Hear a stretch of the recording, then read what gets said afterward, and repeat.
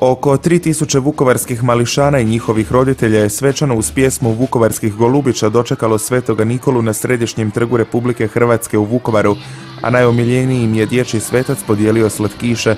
Svečanost dočeka Svetoga Nikole i ove godine već 13. put nakon povratka u Vukovar organiziralo je društvo Naša djeca u suradnji s gradskim osnovnim školama i vrtićima.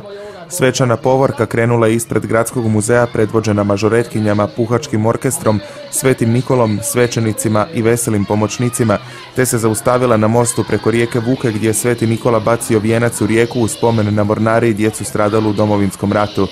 Grad Vukovar osigurao je za ovu priliku slatkiše za 3000 djece, a vukovarske mališane zajedno sa Svetim Nikolom pozdravio i gradonačelnik Željko Sabo, koji je istaknuo kako su vukovarski mališani najbolja djeca na cijelom svijetu, pa stoga ove godine u pratnji Svetoga Nikole nije bilo Krampusa.